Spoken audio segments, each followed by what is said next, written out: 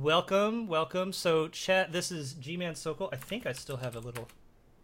There we go. Yeah, we have a little chat command for you guys, too. You should go follow G-Man Sokol. He's an awesome streamer. He is also from New York. Though I guess he's more of an authentic New Yorker than I am. You've been here for a while, right? Yeah, where are you from originally? I don't even know.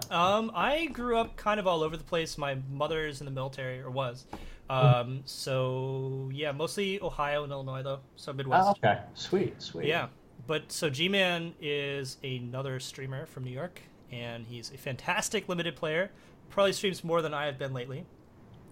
I just got a new job. I think you're beating me in the really? in the stream. I didn't know you had a new job. What's your new job? Yeah, I'm a headhunter. I find jobs for partners at law firms. Yeah, so less magic, but when I get to play Magic now, I enjoy it way more. So that's good. Gotcha. All right. Well, there you go. So we've gone through white and blue already. Let me share with you the link. I'll send it in Skype, but I'll also post it for the viewers. This is the spreadsheet that we've made. And you could check that out if you want. That is the spreadsheet for the colors that we've already done and the colors we're going to do. Nice. And we've already done white and blue. Sweet. We're going to... What did chat think of both? Chat was pretty happy about both white and blue, actually. The impression is that white is very strong. Chat actually liked blue a lot. I was surprised how much chat liked blue, actually. I think I'm a little down on blue compared to chat. But there's just a lot of synergy there. Sweet. Especially with, I don't know how much if you've seen of the set. Zero. This is zero? Literally zero. Okay, why don't you make sure that you have the cards pulled up in front of you then. Yes. Oh, do you have screen share on Shit. Well, I could screen share with you, but it is a clusterfuck right now. Okay, so let's not. All right. So it wouldn't be helpful. Let me pull up the cards. What side are you using? I use the... Well, you could use Myth Explorer. I would use the Magic website, though. Okay. So if you go to the Magic TCG subreddit, you could find the spreadsheet for it. Let me also retitle the stream so it says we're doing black. Nice. Should I title it Black Cards Matter? Oh, no. That might be a little gauche with the recent events, actually. Let's not. No. Let's not. Hey, I wasn't the one that made that joke first. Anyways. Can't G-Man just watch the stream? He could, but there's going to be a bit of a delay, so probably wouldn't work out. Subreddit, all right. And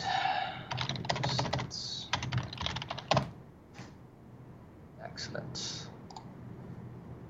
Oh yeah. So what was the deal with that crazy guy that's buying up all the Magic cards? Oh, Martin Shkreli, or the Barry guy.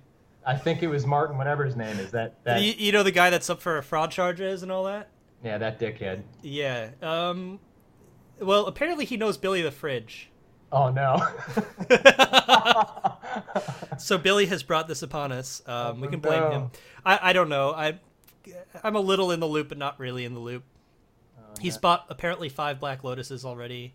Not that anyone really cares about the Power 9 at this point, but whatever. Okay, anyways, I'm just worried a guy like that picks them up and burns them all. That's what he would totally do. He might, but if he does shit like that, you know, if we want to get rid of the reserve list, that's how to do it. Just get some horrible person to piss everyone off. Yeah, for real. Right. Anyways, let's start talking about the black cards. Nice. I got them up. So, by the way, there's going to be a few that won't show up for you because they're colorless. They have black mana symbols on them, so I've grouped them with the black cards. Just letting you know. So the first is go for it. Abundant Maw. That's going to be one that doesn't show up for you. It's one of the Emerge cards. Okay. Oh, hang on. Chat said something. Did I take into account the passive effects have gotten worse with Emerge in the case of cards like Choking Restraints? They did get a little worse. I think that while Emerge is good, most decks that are playing Emerge are only going to have 2 or 3 of them. So you're right that the sacrifice theme in this deck makes it worse, but I don't think they're that much worse. But yeah, it's a good point. Anyways, let's keep going. So Abundant Maw, this is what Siege Rhino appropriately costed? Something like that? So 8 mana for a 6/4. When you cast it, target opponent loses 3 and you gain 3. And it has emerged for 6 and a black. This card seems strong. I don't know. What do you think? Yeah. So I mean, I guess it's obviously going to depend on all the value creatures that you could sack. I mean, when creatures are dying, if they're doing something when they're dying, then it's going to make Emerge so much better, right? So they must have implemented something in the set like that. Yes, and in fact, I'm gonna just to remind people, I'm gonna pull up a couple cards here. If you're looking for them, they'll be in blue. Enlightened Maniac and Exultant Cultist. These are the two particular ones that really strike my fancy. Hang on a minute. Oh, God. There we go. Enlightened Maniac in particular, I think is going to be really nice. You pay 4 mana, you get a 0/2, but it brings a 3/2 along. And it's 4 mana, so you sack it and you've reduced the cost of one of these ridiculous Eldrazi by 4, which suddenly makes them playable. And the other one, it costs 3, and it's a 2/2, and when it dies, you draw a card. Okay. So that's the idea. These are both really, really good with things like Abundant Maw. So blue-black seems to be a logical shell, but there's also some good value creatures in green that you can sack too. I mean, this is just an Enlightened Maniac. This is just a good body anyway. This is a good rate. Yeah, like it's already probably, a C if we're going by the rating system. By the way, I've been using LRCast's rating system, more or less. Okay. I'm not sure how familiar you are with that one. But I've listened to them a few times. I like their stuff, actually. Right, but so to rehash for chat, because there's going to be a lot of new people around, A's are cards that warp the game, that, when you play them, your opponent immediately says, oh, fuck. Or when your opponent plays them, you have to suddenly think about, okay, the game has fundamentally changed. Now how can I win? Cards like Citadel Siege or Archangel Avacyn, those are ridiculous cards that completely change the way the game is played. Really, cards that aren't intended for limited, generally. I lost to double Avacyn in a PPTQ yesterday. Oh, Lord. That sounds atrocious. I'm sorry. It was horrible. I mean, I remember playing against a double Citadel Siege deck. I killed the first one with, what was the card? It was the one that you could destroy a target artifact, enchantment, or creature with flying. I forget what it was called, but I blew up the first Citadel Siege, and then they played another one the turn after. Oh, my God. Oh, that felt bad. Bad. Yeah, that sucked. In any case, yeah, so A's they warp the game. They're ridiculously broken. B's are cards that are rewards for being in the colors, but they're not game-breaking. If you're in the color, you want to have a lot of them, but, they're good, but not absurd. So this is probably a B, I'd say. Like, it's solid. If you have the setup for it, it's amazing, but, it's not... We're giving Abundant Maw a B? I think it'd be like a B- or a B, yeah. That'd be my grade on it. The nice thing about these ratings is that everyone disagrees, and I'm sure that you and I are gonna disagree on some cards, but that's the whole point of these. Yeah, I mean, I wanna blink this thing. That's what I want to do. You want to blink this? Yeah. Yeah, that works. It's only upon casting. Never mind. No blinking for me. You're right. There are actually 2 decent blink cards in blue. One where it comes back with a counter, and another one which blinks 2 creatures. Black and blue, that's where the sack stuff's coming from? Black, blue, and green. Black, blue, and green. So Sultai colors, yeah. Cool. Anyways, keeping going down the rating list. So C's are average draft cards. They're the cards that are probably 70% of the cards in your deck. I don't know. What's an example of a C?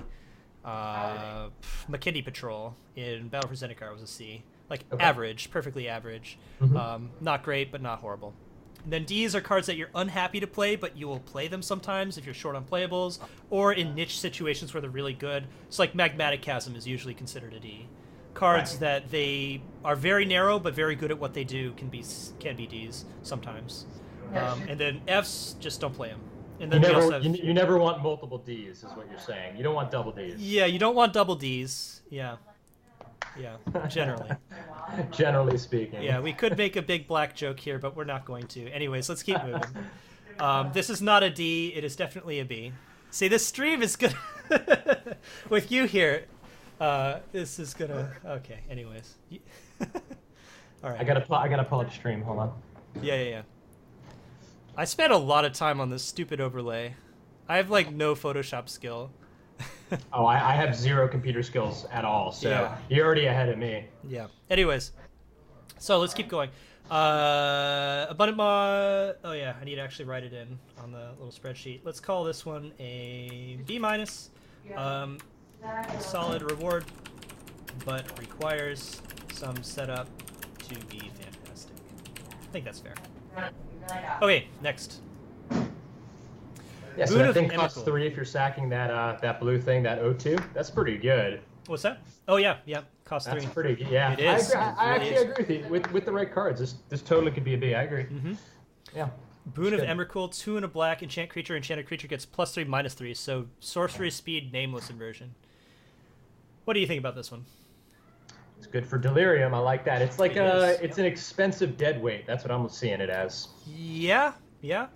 And sometimes you'll put it on your, 4/4 flyer and turn it into a 7/1 flyer. Not saying that'll happen very often, but it could. Yeah, it'll happen. It'll happen. There is a lot of Delirium in this set. Okay. So they've continued that theme pretty well. I like it. I think it's probably C+, maybe. It's clunky removal. Like, if it was 1 mana, this would be absurd. Probably like B+, but, it costs 2 more, so we can knock it down a letter grade.